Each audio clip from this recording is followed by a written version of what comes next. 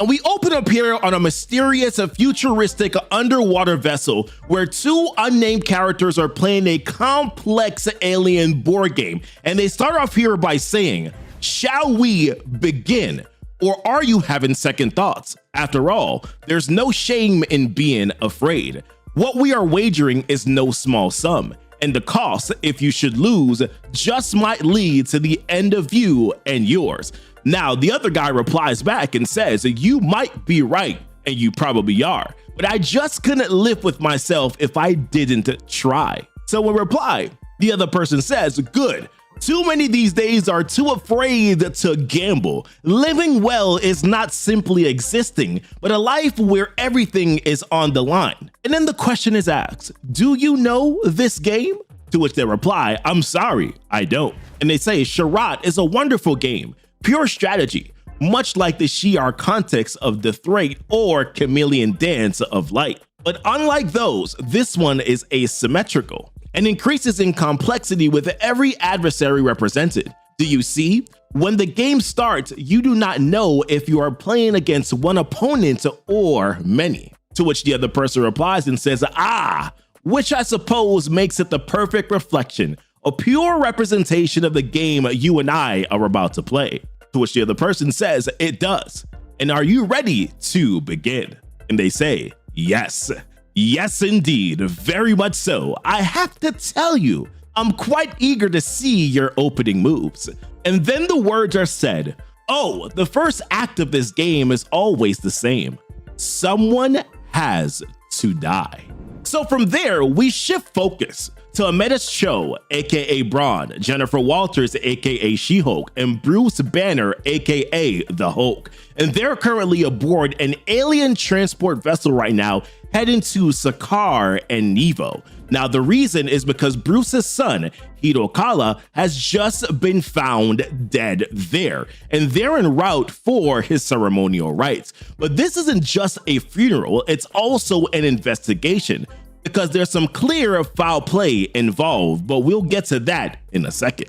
Now, much like Sakaar and Evo is a terrible place. The narration tells us here that Sakaar and Evo, if there is one bright shining center of the universe, this is the planet farthest from it. Sakaar and Evo, like its predecessor Sakaar, is a war planet, an arena of death, a place where only the strong survive. And then we get this absolute fire moment right here, because we see all three, Braun, She-Hulk, and Hulk, fully hulked out in this moment. And I gotta say, shout out to the artists and the colorist team here, Federico Vincentini, Iban Coelho, and Federico Blee. Immaculate job here, phenomenal. And yes, we also now have the return here of World Breaker Hulk. Now they're here on Sakaar with a god. Now the god's name is Consul, and when Hulk asks him the question, "The world is on fire, what is happening here?" he responds back by saying, "I do not know, my lord. I am connected to the world net, but there is much confusion. All I know for sure is that this is not how things should be."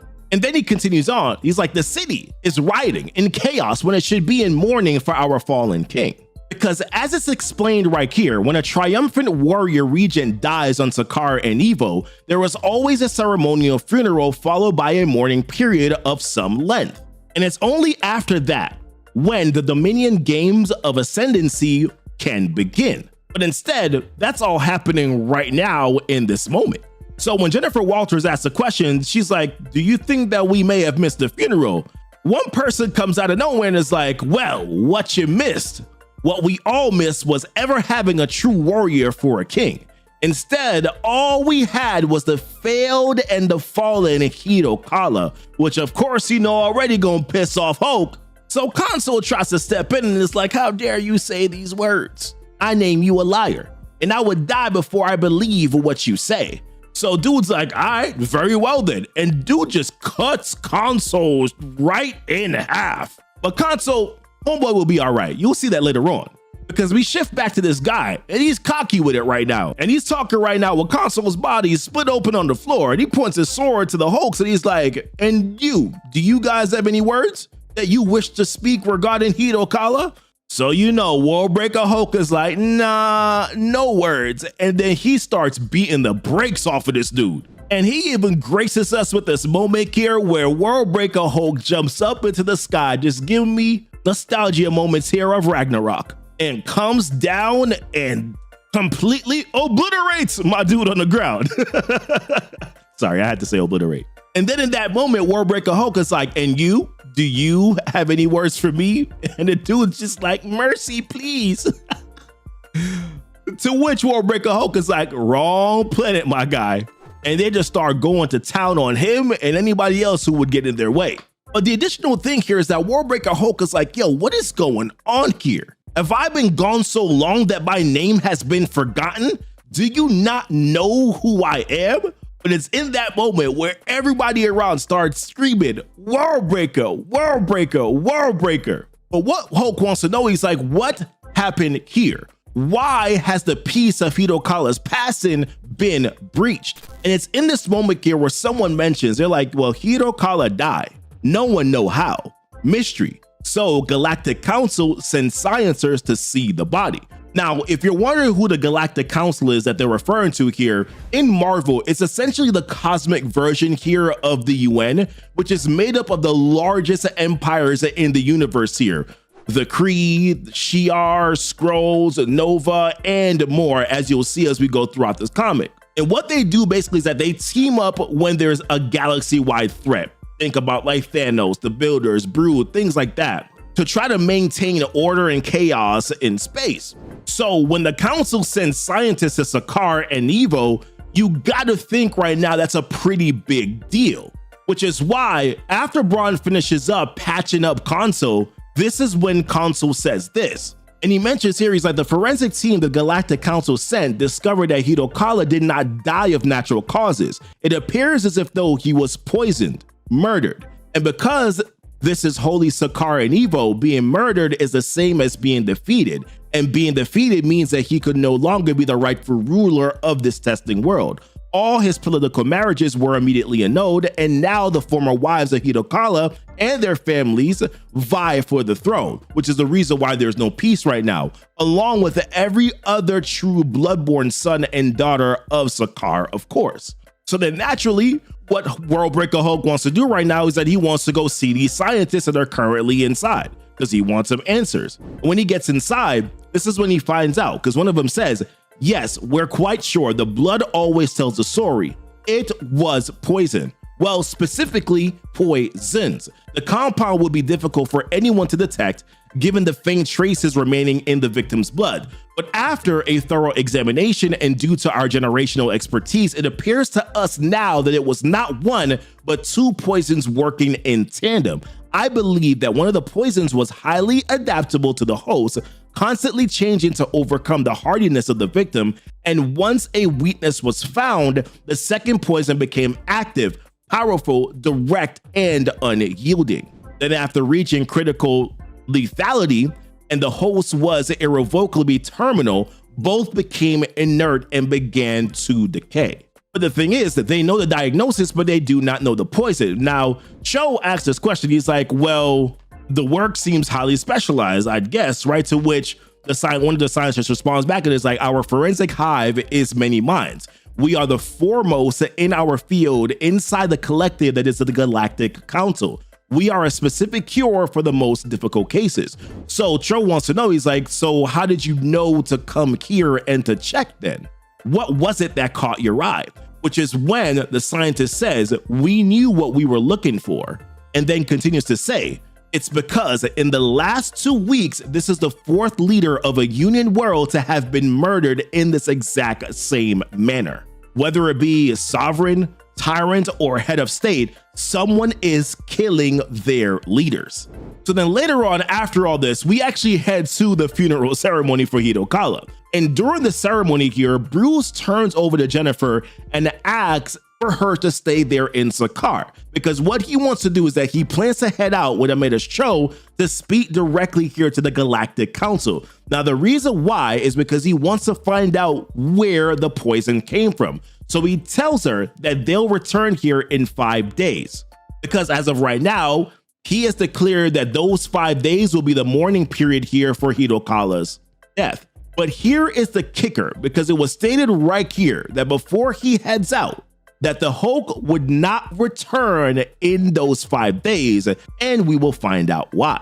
Now, in this next moment here, we jump over to this place called the Fulcrum City Station, and this right here is the Galactic Council's hub. Now, it is stated here that the primary construction of the Galactic Council's interstellar hub was completed 2 cycles ago, which I'm not exactly sure of the standard time units that are being used here. 2 cycles could mean 2 years ago, so I'm not entirely sure like time frame. So if you know, leave it down below in the comments, but let's continue on. It says that the project immediately proceeded into a secondary phase 2 expansion, which is currently underway. When it first came online, the publicly stated purpose of the hub was to provide a central nexus for both intergalactic travel and trade between council territories. However, some believe the true reason for its existence is the formation of a centralized political power structure and an origin point for what is suspected to be a formalized union of the Galactic Council systems.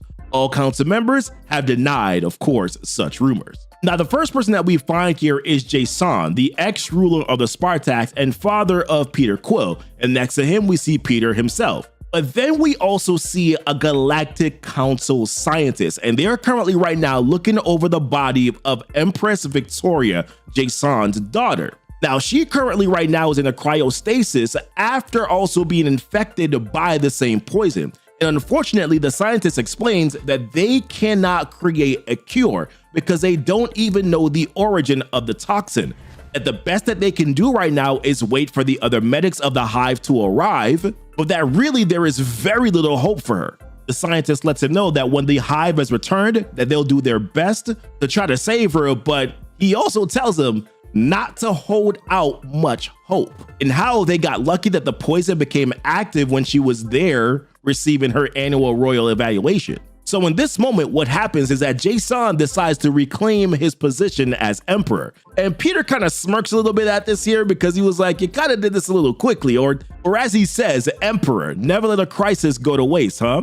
But the way that Jason sees it is that it's a very delicate time and that the Spartoi need a leader. Now, there's another issue here that Jason wants to discuss because he mentions, he's like, if Victoria dies, she becomes the 4th leader in the Galactic Council to have died so far, right before the largest council meeting in cycles. And the thing about it is that this meeting is meant to decide the sovereignty, treaties, and laws for what is next for the next several years.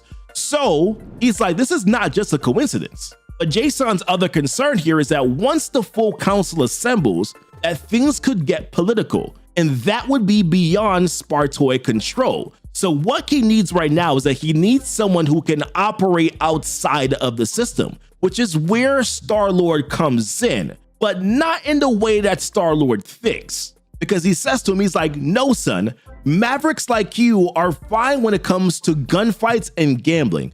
What I need is someone with an acute sense of law and order, and more than that, a mind for solving crimes. So now, meanwhile, Brawn and Hulk, they land in Fulcrum to speak with the man in charge, which of course would be Jason. But Star-Lord, he descends down here into the underbelly of Fulcrum to meet just the man that they need. And that is none other than Richard Rider, aka Nova, who has been off the grid for quite some time now.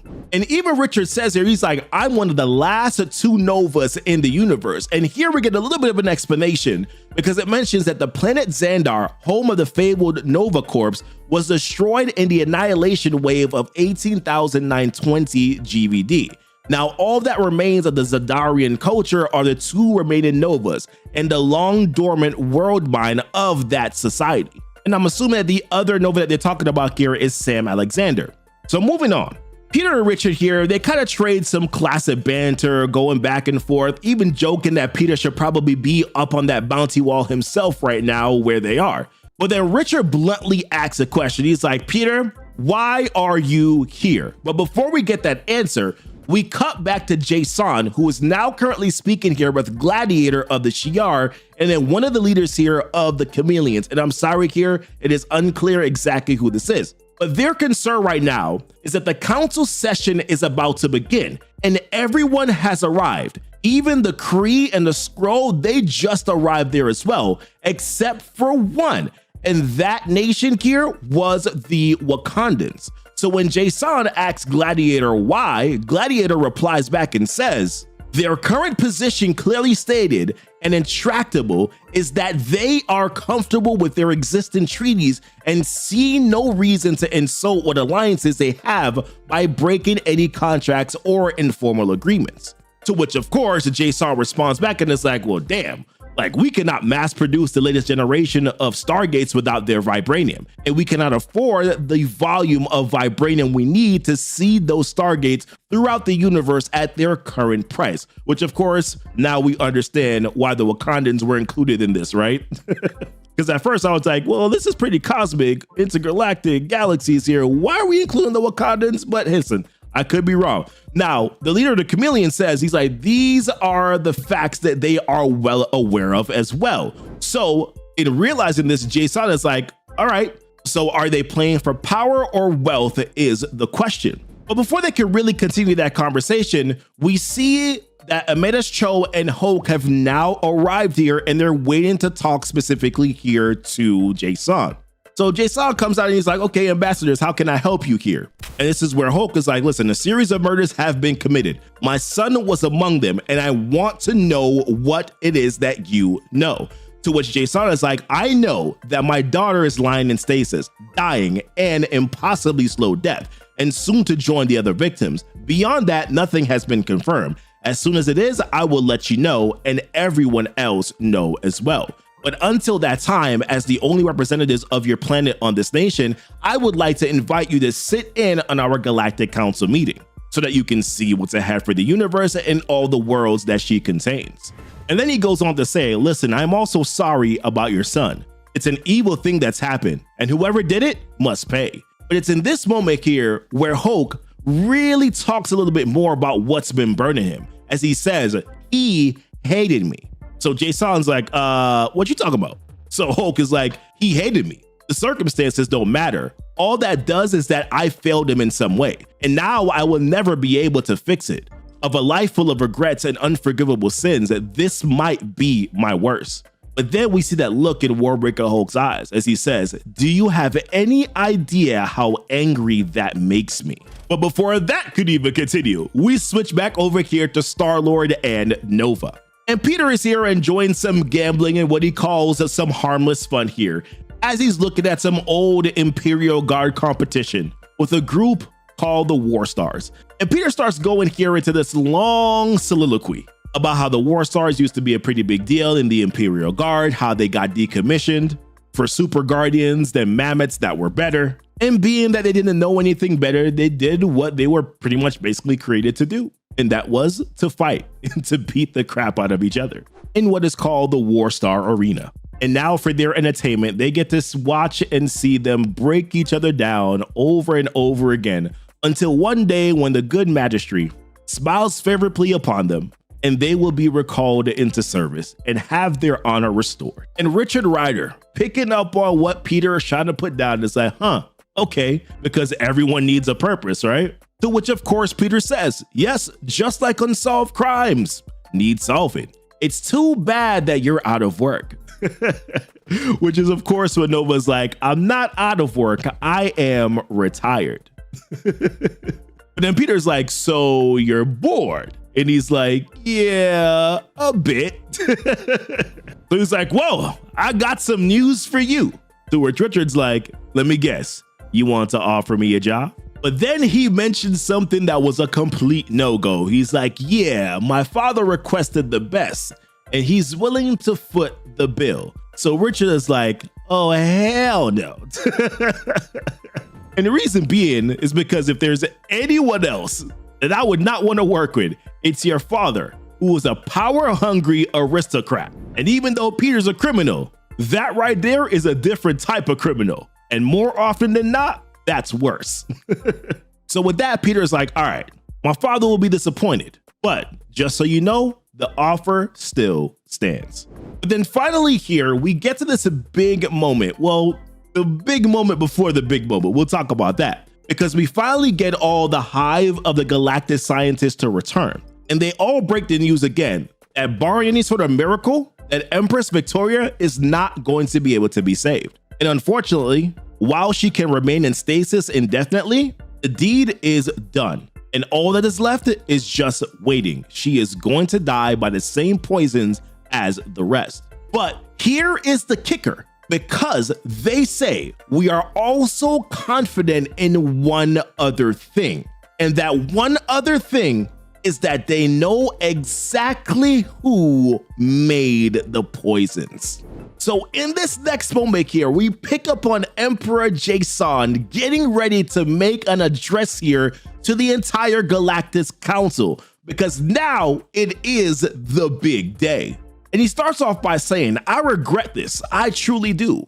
It was my hope that this meeting would be about trade and treaties and other matters that predominantly concern the bringing together of our empires. But that will have to wait, because there can be no union when there are people in this room who seek the deaths of those who sit beside them.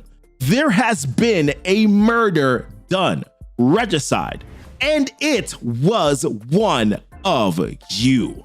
Now everybody's looking around like, yeah, what this dude talking about?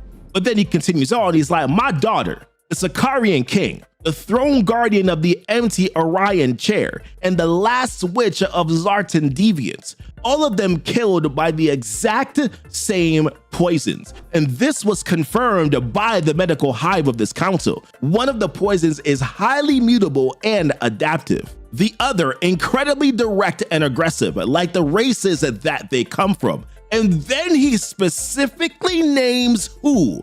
He says the Skrull and the Kree. So Teddy's looking at this dude like, what are you talking about, bro? And he continues to tell him, he's like, it's true, Emperor Doric. The origin of these acts leads back to you. And please, for such simultaneous incidents across 4 desperate empires, don't try to blame us on dissidents or rebels. This took planning and means. At the least, it took a government. At the worst, a throne. And now at this point, Teddy's pissed off. He's like, yo, what? You can see the look on his face. Now, one of the chameleons here is yelling out, arrest him all. But Teddy's like, no, like, I wouldn't do anything like this. And then he starts to question Clark. He's like, yo, do you know anything about this? And he's like, nah, I don't know anything about this at all. But then one comes in and says, well, if it was not the Skrull faction and not the Blue Kree, then it must be. But then someone interrupts and says, actually, your majesty, it was us.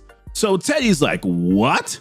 And then he explains, he's like, the Kree/Skrull Ministry of Science was contracted to create a compound toxin. So we did. This is what we do, make weapons of war. But we did not use it. We simply delivered it. So Jason and Hulk is like, to who? And he's like, other parties of the council. But we did, and before he could even finish, here comes a bullet straight through the dome. So everyone's like, sniper, and they try to get down. But then here comes these other bullets that are coming in at the same time as well. And the thing about this is that they're using gravity compound bullets. And one of those bullets hits Jason, and Quill's like, no. Now Cho was able to find out where the sniper was shooting from. And he tells Warbreaker Hulk. So Warbreaker Hulk, he jumps up and he tries to go after him. And when he gets there, he sees that it was Wakandan. So I guess they did show up to the meeting. So Hulk is trying to go after him. But the Wakandan causes a bomb to go off, or at least an explosion to go off, which knocks a lot of the other members that were there at the council. So now this creates a whole other problem. And the Wakanda tries to jump on the space bike, yeah, right, and tries to get away. And Hulk is going to try to go after him. But someone comes in and tells him, it's like the Stargates are already being locked down. The assassins not getting out of the system.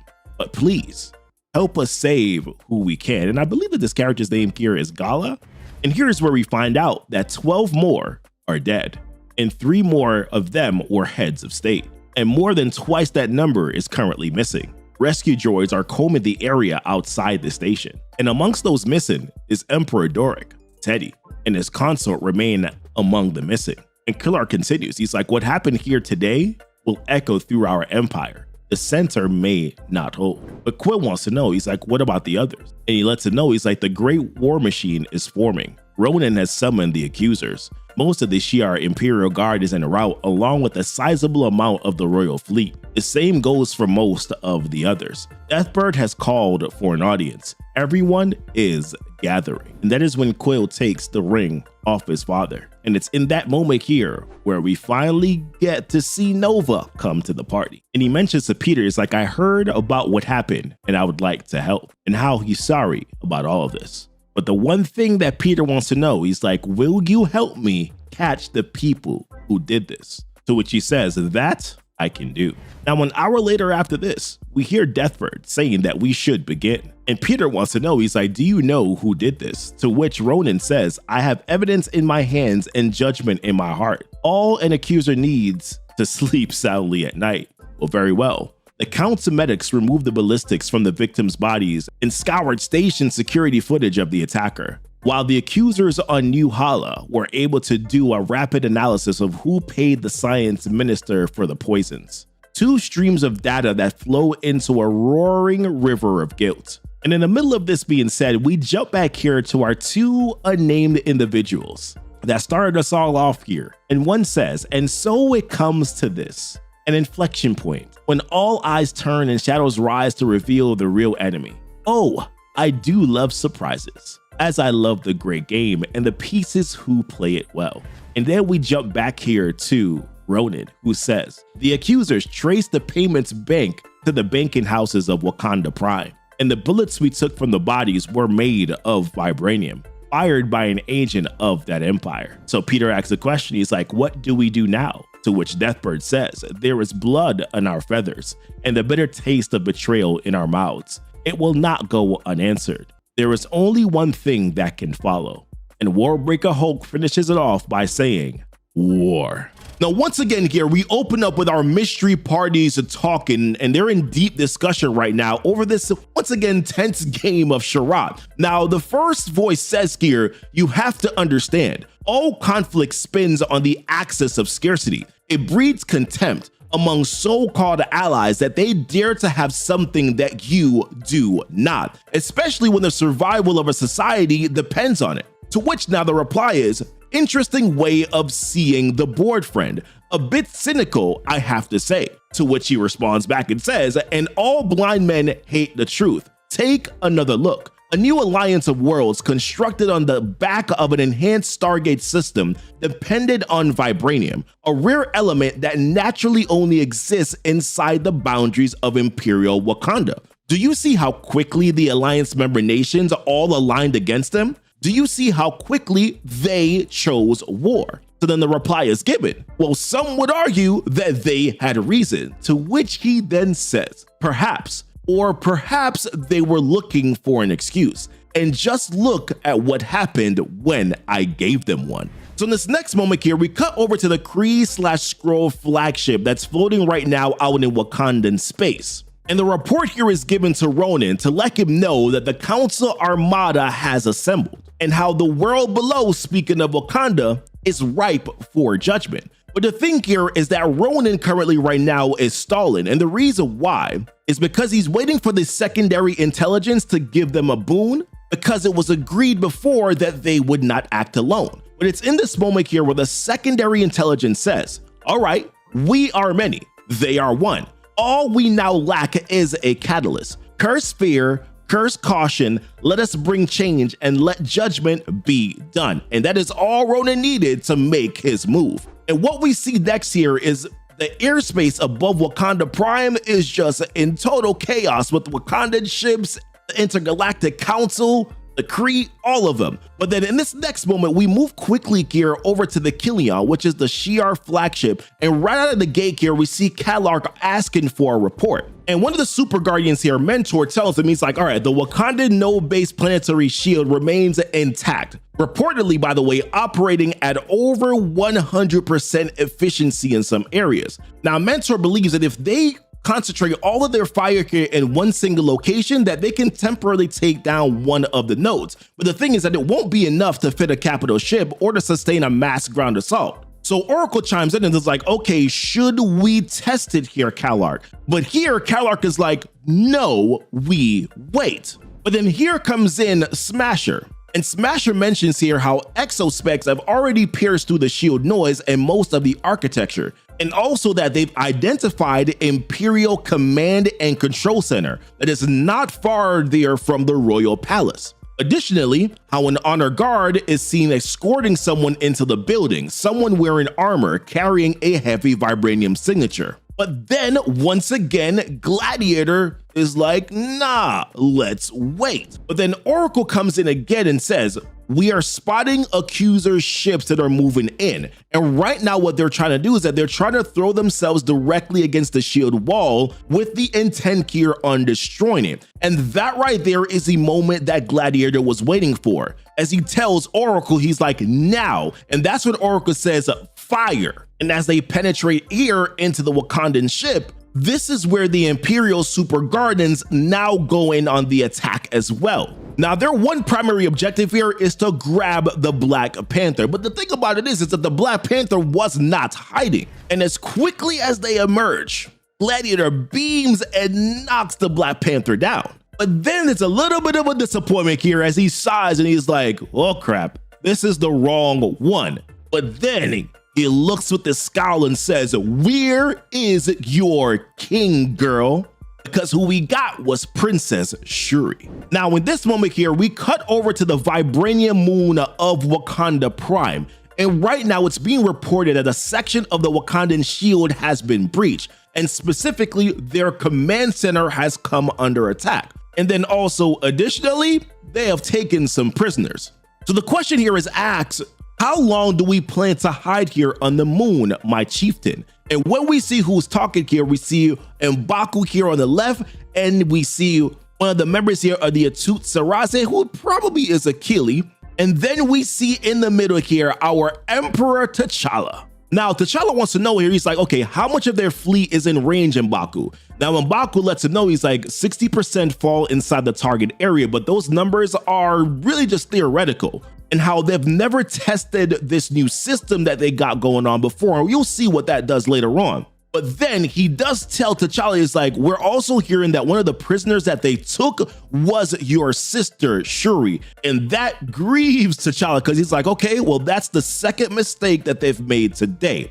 And that they'll go on the attack when the percentage reaches 70. Now we move here next over to the Spartoi command vessel. And the question is being asked, like, why are the Shi'ar heading directly over to their location?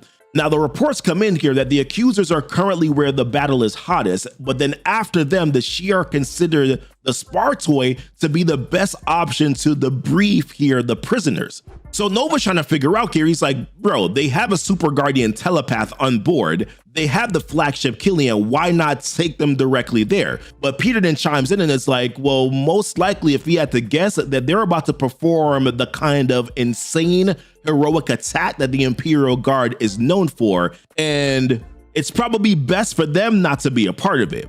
So then a few minutes later here, they go over to their prime prisoner, who of course is Princess Shuri. And she's trying to warn him. She's like, this is going to end badly here for you. But then Peter lets her know, he's like, my father was murdered by a Wakandan assassin 3 days ago, Princess Shuri, along with the representatives of every fleet member that is currently surrounding your world. But then Shuri's like, that is nonsense. We are Wakanda and we do not traffic in assassination. But then Nova hits her with this. He's like, well, the evidence shows it. And then that shocks Shuri because she's like, okay, what evidence? Now, when we jump back here over to the Wakandan moon, the reports are now given that they are now at 70% and how the system is armed and on his command, they can do their thing. So T'Challa lets them know, he's like, all right, you have it, fire.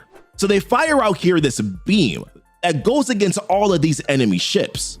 And when T'Challa asks the question, he's like, how many? He is told here that the weapon performed as it was planned to within the expected range, and how the pulse was amplified here by the moon's vibranium. And over 60% of the enemy ships right now, they now lie dead there in space without power, or I should say without primary power, and ripe for the picking. So then T'Challa says, all right, alert the planet to open their shields and launch all attack ships. And as he sheathes his weapon here, he's like, we will crush them between us. But the thing here is that not everybody in the Tsutsuraze feel very comfortable here with this plan, because the way that they see it is like this victory may not bring them what they want. Instead, things may turn political. And some of them are even saying, maybe we should be lenient here. But T'Challa's like, nah, leniency comes after submission and not before it. Now, when we jump back here over to the Killian, we see panic all around the place here. And it's reported that most of the vessels are currently right now on emergency power. And they only basically have ship-to-ship broadcasting only. So Smasher is asking, what do you see? And Smasher mentions exospecs show that Wakandan frigates are inbound and how they're about to be boarded. So then Oracle asks a question to Gladiator, okay, like, what are your orders? So what Gladiator wants to do, he's like, okay, can we contact the Majestrix? So then Mentor connects them. So when he's on comms here with Majestrix, she's like, don't fear, Praetor, we're aware of what has happened and we are on the way to you now. But the thing is, that's not the reason why he was contacting her. He was like, with all respect, we cannot allow that. And then he calls out here to Deathbird, to which she says, I understand, I know what we have to do. We'll move toward the Stargate now, which of course is not what Sandra wants. To which Catlark is like, forgive our disobedience, Sandra. I will fight and die for you. It is what I was born for. But you are the Empire and you must live. Protect her. And Deathbird says, die with honor, Gladiator. You will be remembered. Now here we see one of the Wakandan ships landing on the Regalian Man of War. And the Tsutsuraze come on in here with Emperor T'Challa himself. And he tells them quickly, subdue the crew. And then we move on to the next one. But listen, Emperor T'Challa was not ready for this next moment, because there's a voice that comes in that says, that certainly sounds like a plan. And when we see who's talking, he got two Hulks that he has to deal with. And T'Challa says the exact same thing that I would say to myself. Now back here on the Spartoid command, this is when Shuri gets to look at all the evidence they have found. And as she's analyzing it, she's like, yeah, the money looks real. The transfer isn't fraudulent, but how she does need to let her brother know about that. But the rest, the vibranium bullets, they're counterfeit. So Peter asks the question, he's like, okay, can you prove that? And she's like, of course. And of course they got away with it. How would you know any different? This is the weakness of being a society that holds its secrets close. See here, the metallurgical signature matches neither Wakanda Prime nor Earth. It's been fabricated. It's expensive, astronomically more expensive than a legitimate purchase, but you can produce a vibranium yield from any number of base vessels. Titanium and vanadium have the most stable result, but the signature is obvious if you know what you're looking for. This is all a ruse. Now, when we pop back over here, we see M'Baku, and he says this, he's like, and so they fight and they die in fire and folly, the fragile way that men can be broken. And then someone that's next to him says, Bast to protect them all. But M'Baku's like, Bast, you're wasting your breath on prayers. I'm sure every single loved one of those who are out there dying lifted up their names to whatever gods they worship. Save them, protect them, and yes, gods may hear, but they will not listen, because they know this is what men really worship: conquest. The universe is dark and violent, Minister, and religion no longer matters. But here's the thing, that wasn't a minister at all, because in that moment, he sneaks up behind M'Baku and says, you're wrong, M'Baku. It does to some of us. For Varanki lives and will live forever. As the minister turns into his true skull form and stabs M'Baku right in the back. And this, let me tell you, is just the beginning of the double crossing. And as we continue on here in this moment, another one of the scrolls say, the word was given, the signs written in the stars. When Doric dies, the Kree/Skrull alliance is no more. The old ways will return. I feel pride down to my bones. How many are we? And it is mentioned, we are legion. In every ship, in every land, we simply wait for the word. And then it is said, then I give you the word, Varanki. And in this next moment here, we see where Emperor T'Challa going up against Brawn and Worldbreaker Hulk. Now, in the midst of this here, T'Challa's like, I don't know what madness brought the two of you here, but I won't let you stand in my way. As he slams his sword down here on the bicep of Hulk, and it just stood there. And Hulk was like, I felt that. And then knocks this dude straight into the wall. And luckily, T'Challa was fast enough to dodge that next hit, but he wasn't able to stop being yoked up here against the wall. But then Worldbreaker Hulk says this to him. He's like, you ask why I am here. You know exactly why I am here. And I gotta say, I love this maneuver here by T'Challa. That was beautiful to watch. And then T'Challa's like, nah, like I really don't. But that won't stop. But before they can even continue on with this all-out brawl, Braun takes a look over and he's like, hold on for a second. Hey, both of you. And when they look and see what's coming, all they see is scrolls upon scrolls. And scrolls are attacking everyone because then back here on the Kree/Skrull flagship, all-out war is breaking out there. When we go over to the Himalayan warship, all-out Skrull wars going on over there too. The Spartoid command vessel, the same thing is going on there as well. And so on and so on. Now, Kalak is trying to get them to secure the bridge. And at the same time, Kalak also just remembered, he's like, oh shoot, the Majestrix. So he tells Mentor, he's like, can you reach out to Deathbird? When he reaches out, he's like, I cannot raise her ship. They're almost at the Stargate, but they're not responding. Now, meanwhile here, Peter Quill is getting yoked up here by a Skrull. But luckily, Princess Shuri is here to save him. And she fires something here right into the middle of the Skrull's head. And Peter's like, hold on, poison?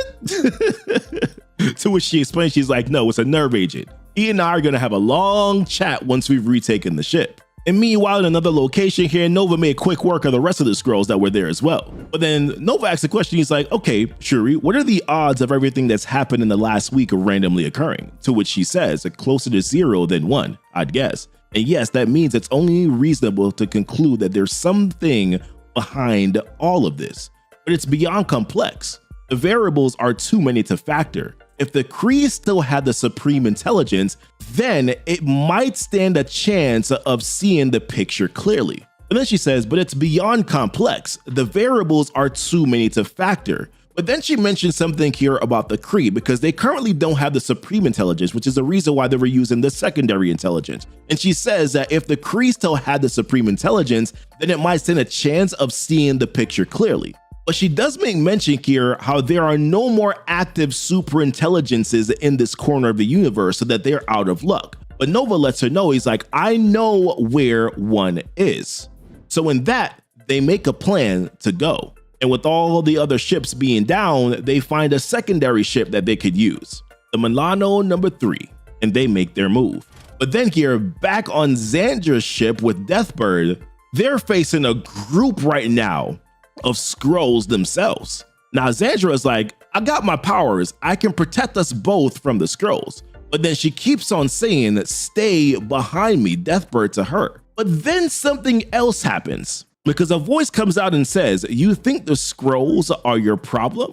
And that is when we see one of the Skrulls get zapped, as a voice comes in and says, we are Shi'ar hobgoblins. And Xandra's like, yo, I don't understand. So then Deathbird, she comes out and says, she's like, Super Guardians, what is the meaning of this? What is happening here?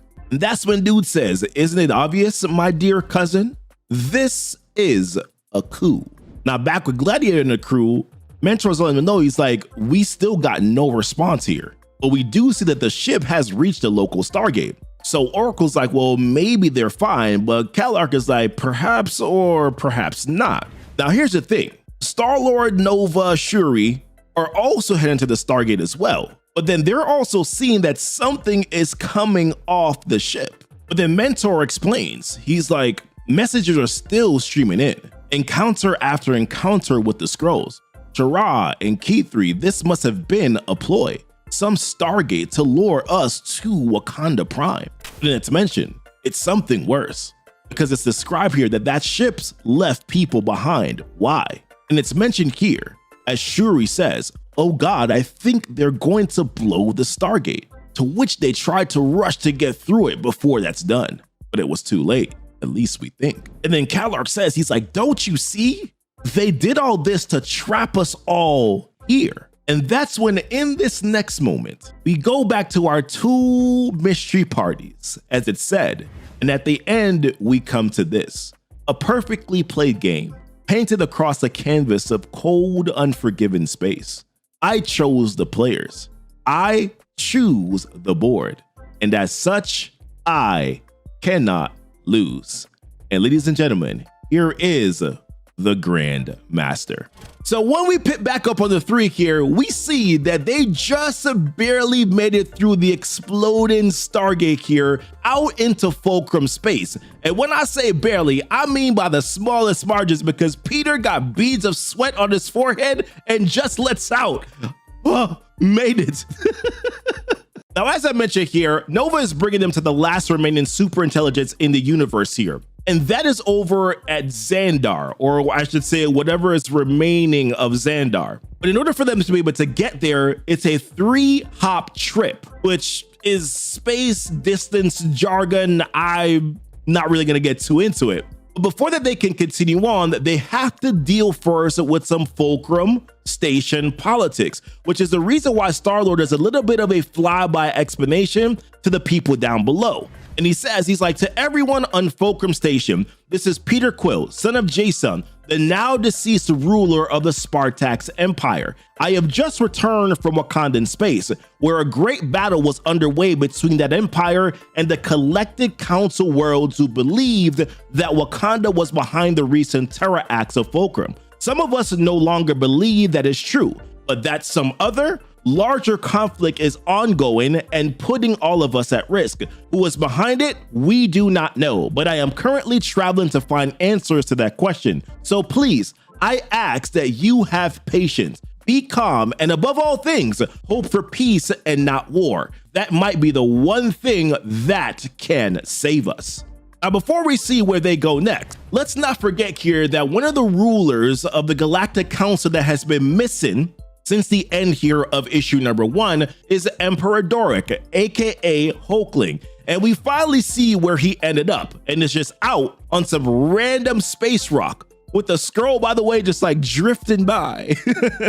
Now with him is Billy Kaplan, aka Wiccan, and Wiccan right now is the only reason why they're still alive, because he's managed to conceal them inside a barrier bubble. Now, they've been trying to signal ships here, hoping that they would be able to get picked up, but no one's coming even close to them, except for one ship that was a Regalian frigate. But as Doric says, he's like, they ignored us, and that was probably on purpose. So when Hulkling asked the question, he's like, all right, so how much longer will this barrier last, Billy? That's when Billy is like, well, as long as I do, which is not much longer. But in this next moment right here, this is where Wiccan says, he's like, you know what I miss? And he's like, Earth. To which Hulkling is like, yeah, me too. I would really like to see our friends one last time. And that's when Wiccan has this light bulb moment. He's like, oh shoot, like our friends. Like, oh my God, I'm so dumb. To which Hulkling is like, what? What are you talking about? And then Wiccan pulls out this chip and he's like, you're gonna love me for this. Now, when we jump back here to Nova, Shuri, and Peter, we see that they've now landed on Xandar, or like what I said before, what's remaining of Xandar. This is where Nova gives us some insight here, because I mean, Xandar has been like this for like quite some time now, but he says this, he's like, yeah, it was truly something in its day. Order and chaos, a quiet shore for all those who love peace, justice, and all the good things that came from a people committed to it. Now, all that remains is the memory of it. And here he says to Shuri, is like, it's a lesson Wakanda should keep in mind. Unless you are constantly on guard against even the slightest threat, be it external or internal, all good things will pass. Now, when they touch down here on land, there's still quite a bit of ways to go here before they get to that super intelligence, which is when Nova's like, follow me. Now, when they get there, Nova basically essentially signs in, but then he also says this, it's like, this place doesn't contain gold or money of any kind. It's an archive. All that remains of this culture, a repository of art, knowledge, and history. It's the Xandarian world mine. Now, the Xandarian world mind here is a super intelligent global consciousness, a hive mind AI that holds all the memories and tactical knowledge of the entire Nova Corps. Now, Nova intends to use it to figure out who's really behind this entire cosmic crisis, but accessing this intel comes at a very high cost, which he explains right here. He's like, there's a reason I or any survivors of our empire haven't done this yet. This is the only backup of the global consciousness of Xandar. And right now, the world mind is dormant, stable, but inactive. Once I activate it, it powers on, and there's no returning to a dormant state. That would be the same thing as killing it. We would lose the only archive of our culture, everything that was gone forever. So if I turn it on, I have to keep it on. The energy costs to do that are almost unimaginable. It'll cost money, lots of money, forever until it can build some kind of replacement system or container. But Shuri is like, yeah, bro, you see what's going on? Like, we gotta turn this thing on. To which Nova's like, yeah, but can you promise me that Wakanda will provide what I need to keep it that way? To which Shuri is like, I cannot speak for my brother, no, but I will promise to do what I can. To which Nova's like, yeah, that's not good enough. But then Peter chimes on and he's like, so my father's gone and my sister's probably not gonna make it either, which means that if I want it, the throne of Spartax is mine, along with all the wealth that comes with it. And I did say that I love the sound of credits running through my fingers. I can make this right, pal. I got your back. So it's in that moment here where Richard puts on the helmet. And you can see that there's this like surge that's going through him. And he asks the question, he's like, are you there? And the world mind responds back and says, yes, hello, Nova Rider, it's been a while. And then Nova's like, okay, but do you know why we're here? To which the world mind says, I have full access to both your mind and your memories. Of course I do. So he's like, can you help us? And the world mind says, of course, but it will take roughly 1/3 of all power reserves I currently have. Should I proceed? And he's like, yep. And she's like, very well, this might hurt. And it's in that moment here where Nova's like, oh, I can see it. Moves within moves, the hidden hand. Oh God, I know who did this.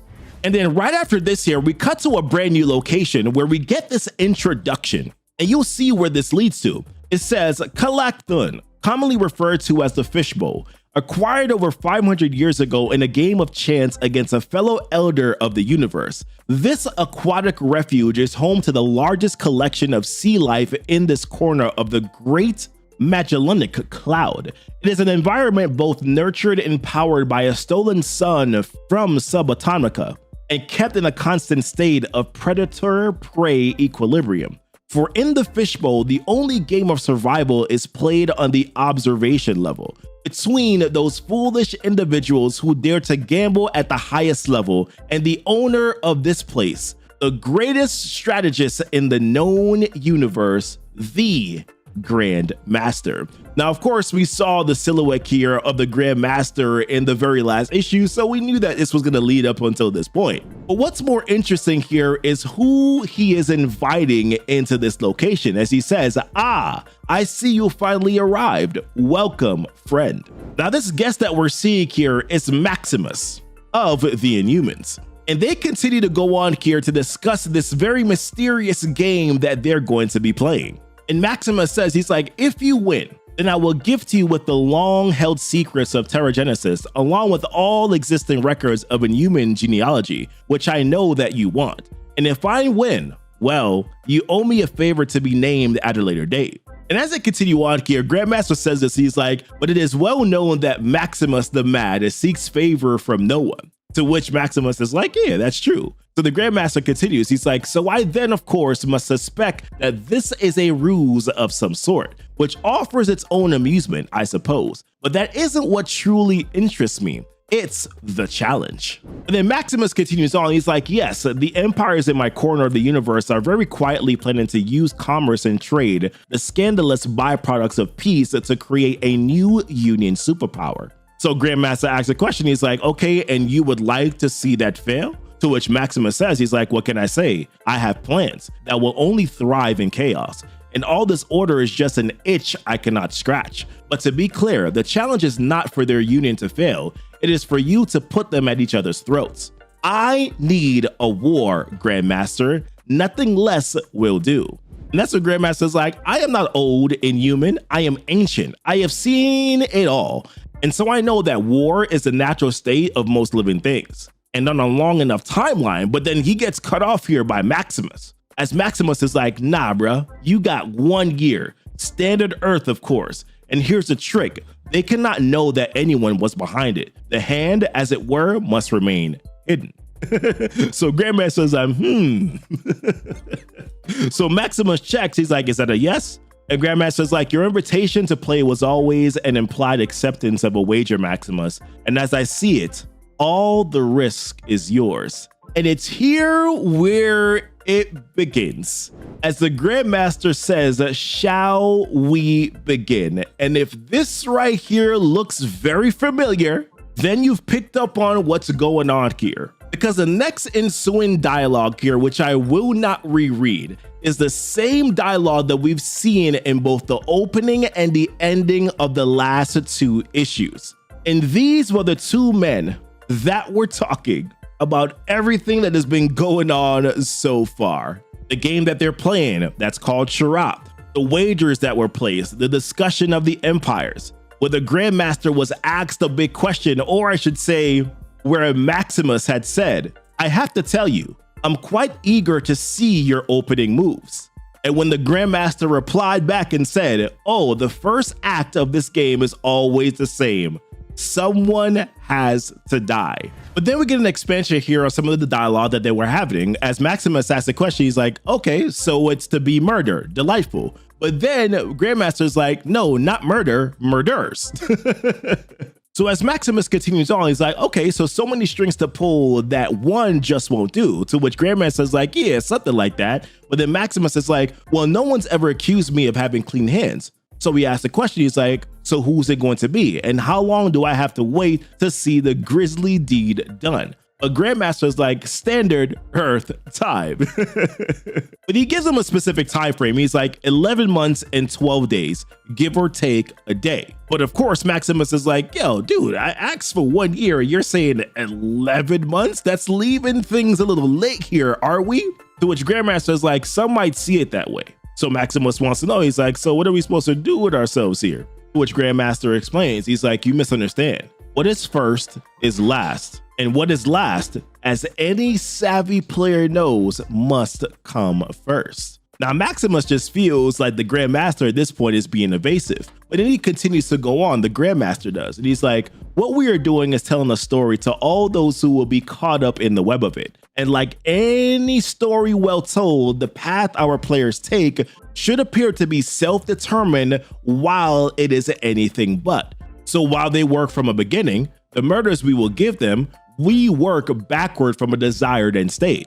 And just so, their efforts, guided by our hand, will lead to a conclusion predetermined by us. Some see free people with hopes and dreams, but all I see are pawns to be moved hither and yon. And he continues on, he's like, listen closely, child. I am an elder of the universe. I have seen galactic empires rise and fall. I have seen worlds born and their nourishing sons cease to exist.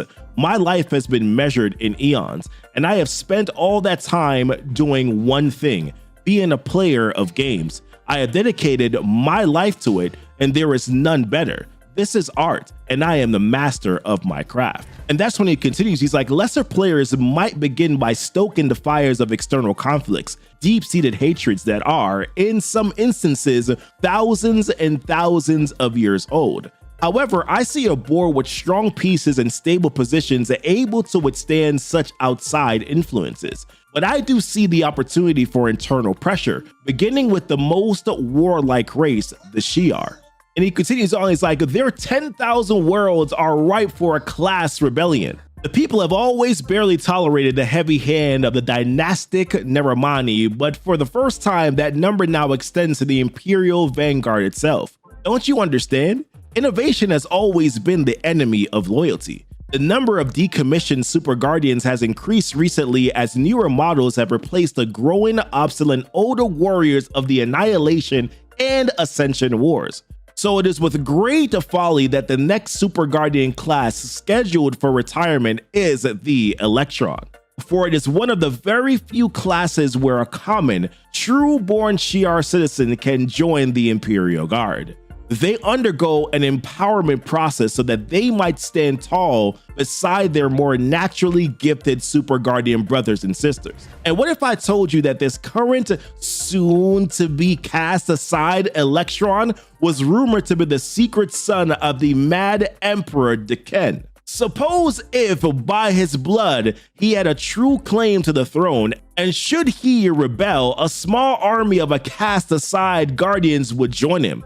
What if we whisper in his ear a secret plan, not just to right this wrong, but deliver that same justice throughout the universe? And then he continues, he's like, and where might this influence spread? I would insist that it would be the Kree chain around Skrull necks, the belief that a tenuous union between a devout diaspora and a hawkish tenocracy would be held together by a boy king was always laughable. And as the Imperial Hobgoblin shapeshifters are as undetectable to the Skrulls as the Skrulls are to all of us, it would be a true, very believable miracle that their holy Empress Varanke, resurrected and reborn in all her glory, has returned to preach the good words of righteousness, revolution, and liberty. How else would her people respond except with religious fervor? What would be more natural than a second, more aggressive secret Skrull invasion? And in the halls of power and at the levers of hundreds of societies, my Skrull seeds will flower. And it's here where we see, where it says that 11 months later, a harvest. And he asks the question, he's like, do you see? As we see the poisons being poured in. And he mentions, he's like, the poisons, those who paid for them, the bullets, the fingers that pulled the trigger, all vectors leading to a single vanishing point. And here we see some more repeated dialogue that we've seen before, as he says, and so it comes to this, an inflection point, when all eyes turn and shadows rise to reveal the real enemy. Oh, I do love surprises, as I love the great game and the pieces who play it well. You have to understand, all conflict spins on the axis of scarcity. It breeds contempt among so-called allies that they dare to have something that you do not, especially when the survival of a society depends on it. To which where we see once again how Maximus says that, hey, that's an interesting way of seeing things, a bit cynical. But then Grandmaster continues on and he's like, and all blind men hate the truth. Take another look. A new alliance of worlds constructed on the back of an enhanced Stargate system dependent on vibranium, a rare element that naturally only exists inside the boundaries of Imperial Wakanda. Do you see how quickly the alliance's member nations all aligned against them? Do you see how quickly they chose war? Some would argue that they had reason, which is what Maximus says. But of course, Grandmaster's like, perhaps, or perhaps they were looking for an excuse. And just look what happened when I gave them one. The Wakandans had used leverage, but I used it against them. The Skrulls had fervor and a righteous cause. Just look at what a mockery I have made of it. The Shi'ar had plans within plans, and now they have boxed themselves in. And then he continues on and he's like, you, Maximus, you had a wager with your betters. You dared to play the Grandmaster. And so, at the end, we come to this. A perfectly played game painted across a canvas of cold, unforgiving space. I choose the players. I choose the board. And as such, I cannot lose. And at the end of it, right, Maximus is like, all right, I'm impressed. It looks like you win. So I'll do just as I said, right? I will prepare the Inhuman genetic records along with all we possess regarding Terrigenesis. But then Grandmaster is like, nah, you can keep those, to which Maximus is like, hold on, what? But Grandmaster says this, he's like, I said keep them, for you are an it. Like the disrespect. What concern is it of mine, the inner workings of the Inhumans? I simply like the audacity of the wager and the impossibility of the task. Now I will put it all back. Watch as I pull the right thread and the tapestry of war falls apart. But then Maximus is like, hold on real quick, like that wasn't the deal. To which Grandmaster is like, bro, I did exactly what I promised. Sure, you didn't expect me to leave the universe as you desire instead of how I do, right? Your desires are dust compared to mine, child. Who are you compared to me? But then this is when Maximus flips the game on him. And we know Maximus to be two things, as Maximus explains this himself, right? He's like, I have spent all my time doing two things, being a liar and being a cheat. And I have dedicated my life to it. And there is none better. It is an art, elder, and I am the master of my craft. Look, it seems to me you have missed a piece. And that's what we see, a piece of Black Bolt on the table. As Maximus says, there is one more king on the board. And when Grandmaster turns around, man, looks like he see the ghost as we see Black Bolt, ruler of the Inhumans, and his good old pal Lockjaw right next to him. And this was Maximus's plan all along, as he explains here. He's like a little shaking of the head, a little clearing of the eyes, and what a sight to behold, an Inhuman in search of a crown. And the Grandmaster, like, he's holding up tall. He's like, all right, such folly. You only have two options: accept your defeat or deny it. But neither changes the result. But Maximus is like, my guy. The Grandmaster seems confused by this turn of events, and more than that, what it means. Tell him who's really won, brother. And it's at that moment here where Black Bolt's just like, I win, as he blasts the Grandmaster pretty damn good. So now that they've kind of laid waste here to the Grandmaster, Maximus is like, all right, bro, I gotta tell you, much has happened here in the past year, and all of it of consequence. So he asks Black Bolt the question. He's like, are you sure that we want to take things further? After all, we could just disappear for a few more years, wander the universe, the very best of brothers in search of enlightenment, or better yet, good old-fashioned fun. What do you say?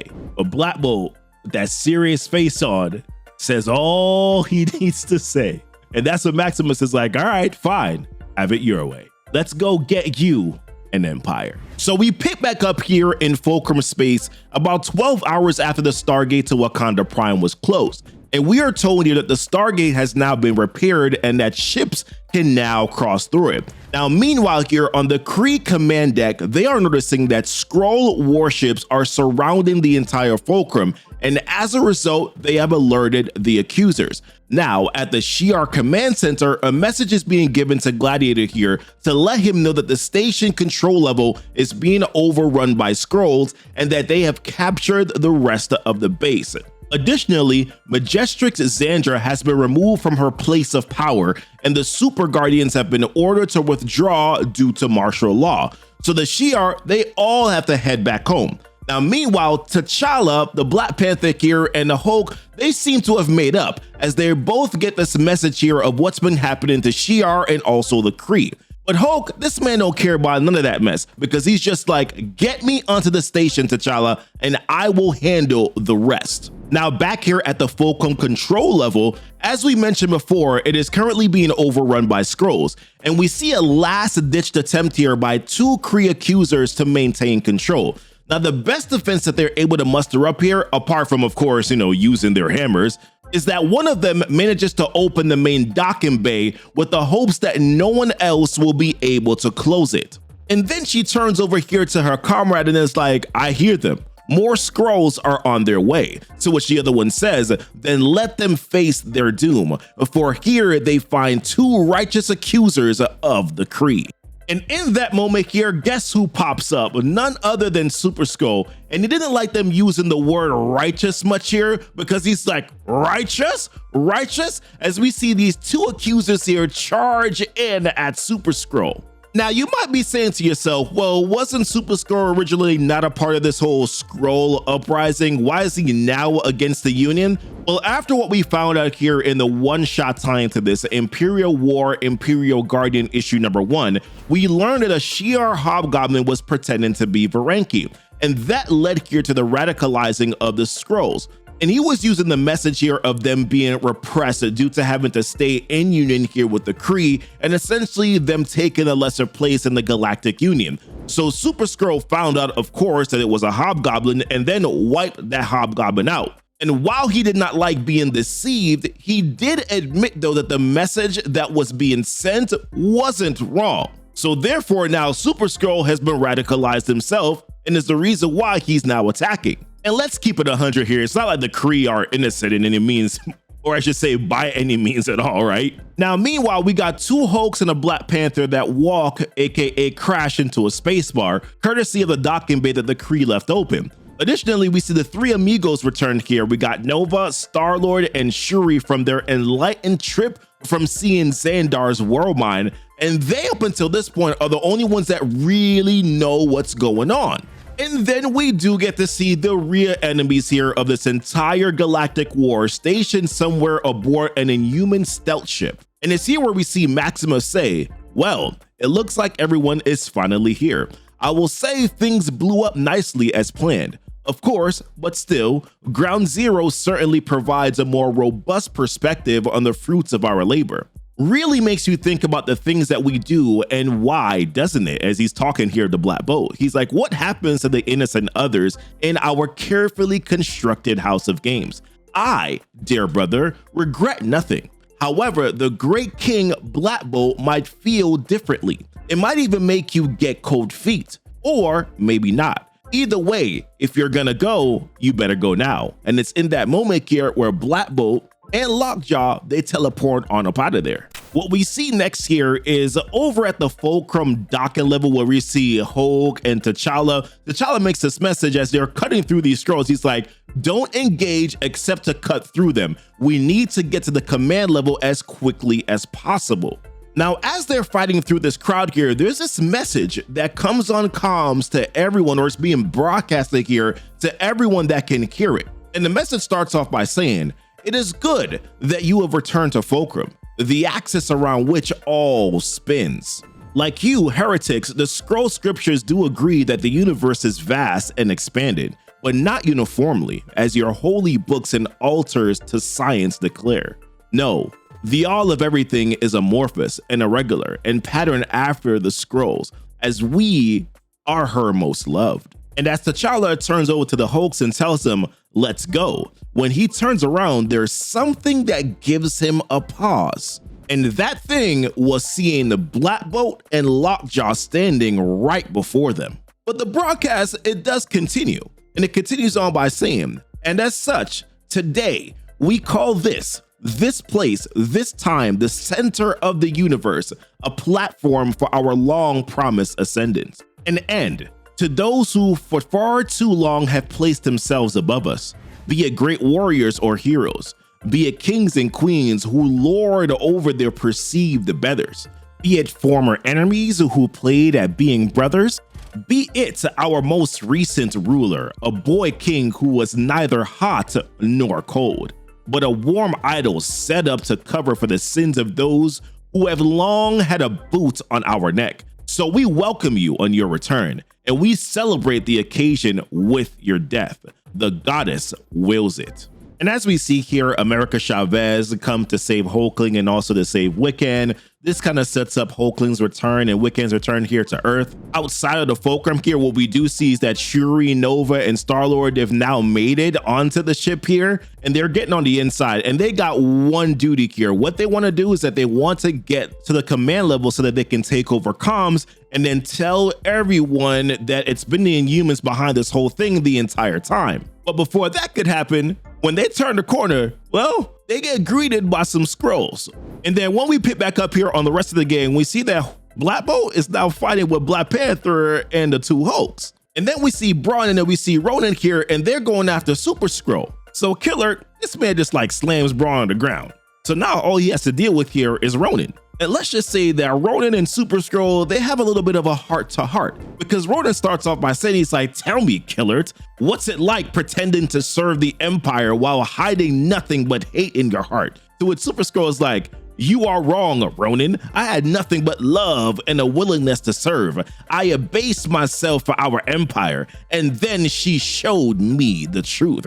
To which Ronan's like, the truth? You can't handle the truth. No, I'm kidding. He's like, the truth is that you are a traitor and nothing else. So then Super Skrull's like, and what are you? You sit in judgment of others, sifting truth from lies.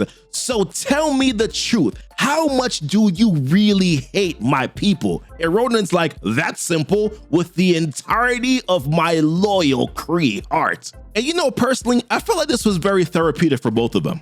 Well, but then man, Super Skrull, he's like, and that is what the goddess showed me. Ronan of the accusers, you have been judged. And then he takes these two hammers and then pierces them into the shoulders of Ronan and pins him down to the ground. Man, that was absolutely cold. So then what happens next here is that Braun comes in and then he throws something at Skrull and then essentially returns a favor by pinning him on the ground. And Braun is like, that was for trying to bury me alive, because I am a little claustrophobic. And then he charges in on Super Skrull and is like, and this, but then listen, Braun must have not known who he was dealing with here, because Skrull's like, nope, Uno reverse, and then slams this dude head first on the pavement again. And then has the audacity to say, he was like, and that was for daring to get up when your place was in the ground. After all, we lessers were taught to kneel at the sight of our betters. But who knows, perhaps this is a new day, and it looks like we about to have a showdown here, because Black Panther, Hulk, Black Bolt, they're ready to attack a Super Skrull. And as we go through here, this massive montage of these three attacking Super Skrull, we see this narration that starts off by saying, the empires number their citizens in the trillions, and as hundreds of thousands wagered their lives in the space outside of Fulcrum, the future of all these worlds would be determined inside by only 4 beings: a king, a warlord, a prophet, and the last of them, the hidden hand of change, who was in all the ways that matter, responsible for all that happened leading up to this day. Were those acts simply self-serving? Or were they just evil? Can anyone tell the difference when you bite the lies hard enough to taste the greater good? The monstrous deeds, the ambitions, desires of the powerful and self-righteous, perhaps they are simply too big to comprehend, too complicated to judge, when there are no innocents in the room. Be it revenge, be it righteous fervor, be it control, or ravenous ambition. All of these scandals are crimes and sins. The real question is, will there be some kind of eternal judgment or kingly price paid? Well, that would depend entirely on who is victorious. For history is written by the winners, and the truth, well, the truth always arrives too late. And before we continue on with the next phase here, the thing that is the most impressive to me is the simple fact that Super Skrull was taking on Hulk, Black Panther, and Black Bolt. Listen, my man Super Skrull is a problem. But then what happens next here is that we jump to the Fulcrum 1 week later. And we see the words here that start off by saying, what do you mean that he considers the matter settled? Which is when Shuri responds back and is like, I told T'Challa everything that we learned, who we believe was behind this and how they benefited, and he's decided to let it go. Because when accounts were settled, we benefited more. To which Star-Lord is like, that's a pretty universal we, Shuri, when what you really mean is that you. To which Shuri is like, yeah, to be fair, yeah, it is. So Nova, of all people, you know that he's completely against this, right? He's like, how do we even measure something like that? Do any of the people who have lost something or someone during this even get a voice? To which Shuri is like, for me, Nova, there is only one voice that matters, which of course is the voice of her king, T'Challa. And yes, what we find out here is that T'Challa has now reclaimed the throne. So when Nova is asking the question, he's like, okay, well, what in the world does that mean? She responds back and she's like, it means we have tried all that. We Wakandans, democracy and councils and every other fair political structure that rejected our traditional aristocracy and elevated the people. But what we have learned is that building an empire is very specific, particularly brutal work. It is hard decisions followed by impossible ones. And expecting that to be done by politicians, well, that requires trusting them to not see themselves as secret little aristocrats themselves. What a perfect dream that is, and upon waking, a total nightmare. So we have returned to the old ways, and there T'Challa stands, born and raised to be the strong man. A choice had to be made, and my brother, he made it. But then Nova is asking the question, he's like, but knowing what we know now, can you live with that? To which Shuri is like, he's the greatest man I've ever known, and he has the decency not to wash the blood off his hands. So I accept his sins as he accepts mine. He's not a god, but he is my king, and I wish you both well. So as Shuri leaves the room, Nova turns over to Star-Lord and is like, well, I guess it's up to us. But the thing is that Peter, well, he's on the same page with Shuri. As he mentions here, he's like, you have to understand, this idea, the Union, it was my father's vision. I feel obligated to see it through. And all this does even more is just infuriate Nova. He's like, no, that's not happening, Peter. You think I won't stop you? To which Peter is like, you can't, Rich. Acts of political will, actions like this, when they are announced, it is a formality. All the deals have already been made. The deed is done, and I'm sorry. But look, I know what this cost you, so you don't have to worry about the war of mine or having the money to keep it on. I've got you covered. It's the least that I can do for a friend. To which Nova's like, I ain't trying to hear that. And as he punches the crap out of Peter, he's like, bruh, you can keep your damn money and don't ever call me friend again. In the aftermath of that here, we pick up on the Hulks. And we see here where they both receive a gift in the form of a ship, a transport ship here that does the Andromeda circuit. And of course, Sakaar and Nevo will be the final stop before it returns back here, is what they're told. And as they get ready to leave, you can see that the Hulk was still feeling the loss and basically a job not really done because he didn't really get his revenge. But then he stopped in this track because he receives a message from, after all, She-Hulk, who he left in Sakaar to tend to the affairs that were there. And She-Hulk is like, yo, listen, you better get back here before I lose my ish, basically. But then we transition here to the Inhuman ship in Atalan, and we see where Maximus is walking in and he's like, that is a look of satisfaction. And then we pan over to see here the royal family. And this man, of course, is trying to bask in the glory of, yeah, we won, we did it. A place at the table, a righting of the old wrongs, a reset to the old ways, and more than all that, a return of the king. But then the table gets flipped here on Maximus because Medusa's like, yeah, things are good for us and the Empire, but for you, Maximus, something else. And Medusa tells him, she's like, yeah, dispensations from your king, just rewards for those who so surely deserve them. To which Maximus is like, yeah, I don't need all that. I'm perfectly happy skulking around in the background, doing the dirty work to protect and serve our people. For me, there's no greater honor than being spy master of the king. To which Medusa's like, yeah, no more. And then she continues on by saying, she's like, I don't know what's happened between the two of you, where you have been for the past year, and how that relates to where our king has found himself. He thanks you for all that you've done, and this decision weighs heavy on his heart. But I'm sorry, Maximus, there's no place for you here anymore. You are no longer welcome in the royal family. And as Canark and Gorgon here continue to deliver a little bit more of the message, basically letting them know, like, we got one purpose here, and that one purpose is for inhuman ascendance. And when it comes to you, Maximus, you simply cannot be trusted. And while Maximus is, of course, slightly taken aback considering all that he's had to endure over the last year, after all, this man did have to deal with the likes of the Grand Master and the humiliation of it all. Oh, listen, his words, not mine. But to a certain extent, as he says right here, he's like, you know what, Black Bolt? I've never been more proud. But as he leaves, he's like, you will need me again. You'll see. And when you do, brother, I will be here waiting with love in my heart.